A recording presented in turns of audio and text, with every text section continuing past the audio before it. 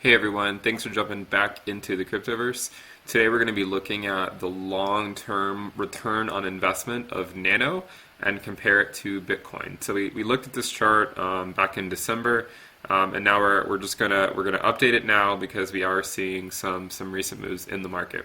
So if you guys do like this content, please subscribe to the channel. Check out my Telegram channel in the description below. We have around 1,600 members, members from all sorts of communities: Bitcoin, Ethereum, Litecoin, Nano, Cardano, and a lot of others. So there's a lot of good discussions in there, and we try to keep it fairly well moderated. So again, we're going to go ahead and jump in here. The orange line here is the ROI of Bitcoin, and on the x-axis we've normalized things to be days since inception.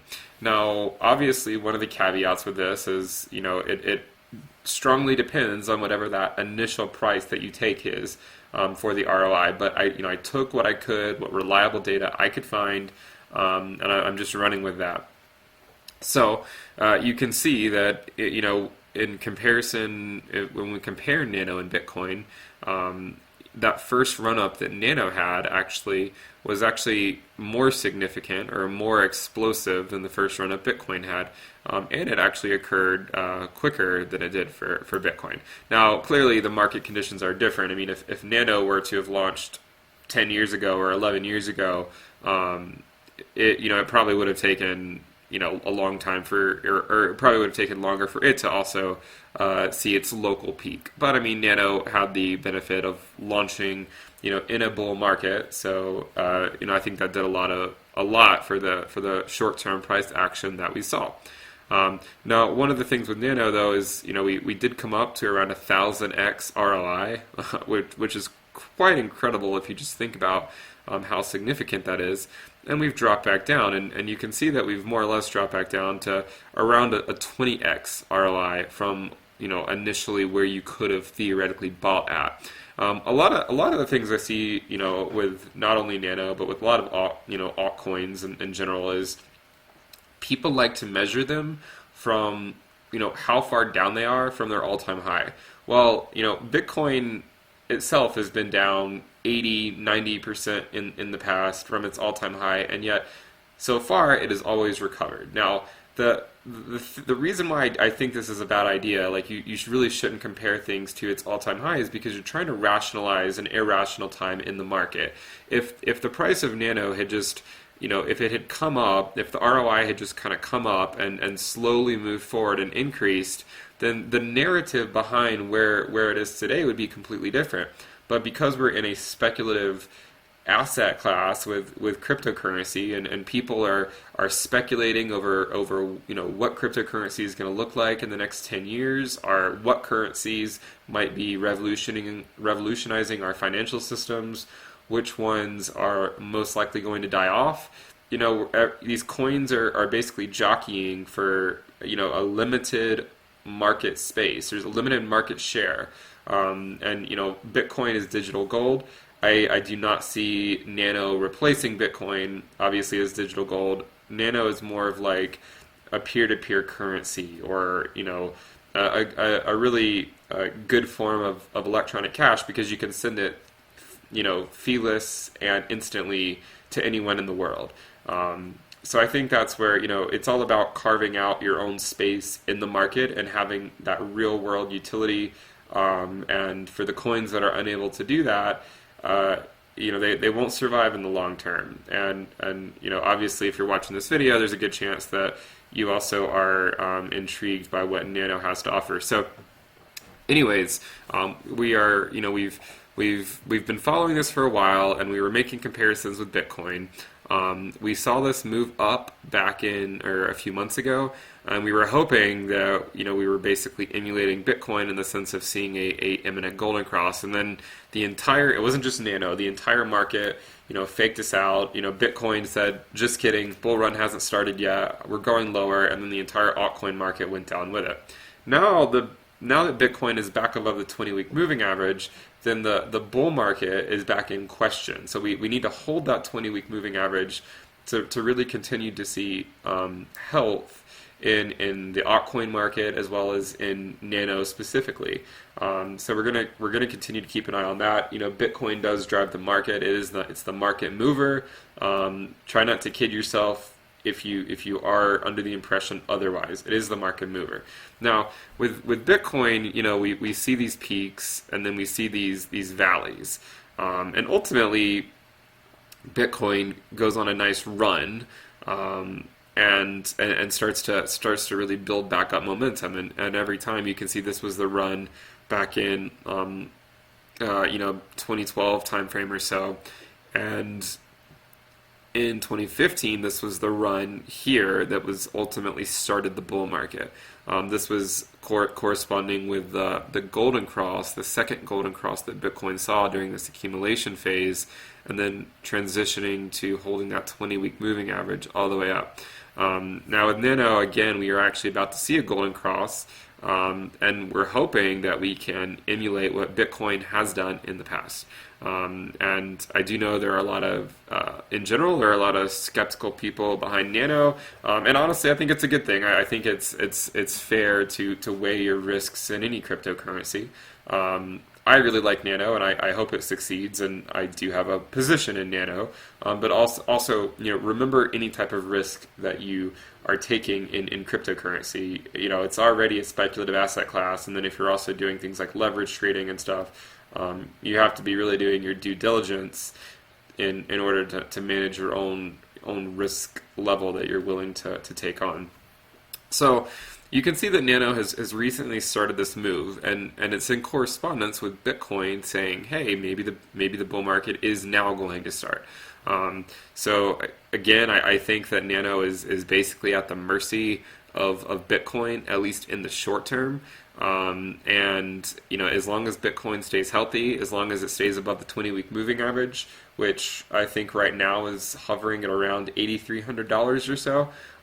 So as long as we can stay above that and eventually hold it as support whenever Bitcoin revisits the 20-week moving average, then I will be bullish on Nano. And I'm happy to talk about Nano. If you have questions, let me know in the comments. And hopefully that we're hoping here that this move is just getting started. And we noted back in a couple months ago we were talking about this price drop, and talking about the idea that buying in a bear market when prices just seem to be dropping and dropping and dropping is often counterintuitive. But the people who bought at say like 60 cents or so are already up almost 2x. So if you can imagine a future world where Nano is worth significantly more than it is now, that 2x from where we were a month ago could be a huge difference in say 3 or 4 years. So it's the people that accumulate during the bear market they definitely have the best chance of seeing incredible returns in the bull market. Now, clearly there are risks associated with that because I'm sure people have bought in bear markets and then it just keeps going down. But that is the risk that you have to be willing to take. So if we look at the next chart, we can see that this is the same thing but on a log scale. So the first one is just log on y-axis. And linear on the X, and this one is log on both. So this would be 10 days since inception, or 100 days since inception, 1,000 days, and 10,000 days. So here Nano is approaching the 1,000-day mark, and it seems right before that 1,000-day mark, it is starting to make a move up. And you can also see actually too that Bitcoin really made a significant move up, moving into the 1,000 days since inception point. So we'll keep updating these charts and seeing where we go. I do want to talk about one other thing. I just want to bring up the price chart for Nano, and we're just looking here at the 50-day and the 200-day moving average. So the 50-day is this yellow line, and then the 200-day is the green line. And we were hoping that we were going to print a golden cross in December, and it was certainly looking good when the price was moving up. But then when Bitcoin, took that turn, we ended up coming back down. So now that the price has gone up, we're getting somewhat speculative here again in terms of seeing a golden cross. And if price continues just to even stay where it is, then we will be printing a golden cross sometime in late February. So keep that on your radar in terms of looking at those longer term shifts in the market.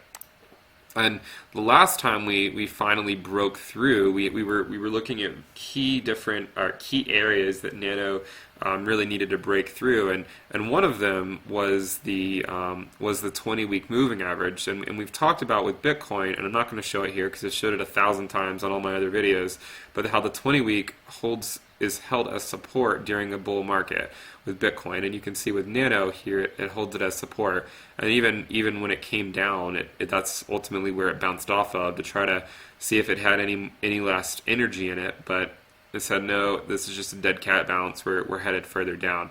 And then you can see during the bear market that 20-week was held as resistance. The minute we got above the 20-week, Nano took off, and it took off to the tune of around 100% or so.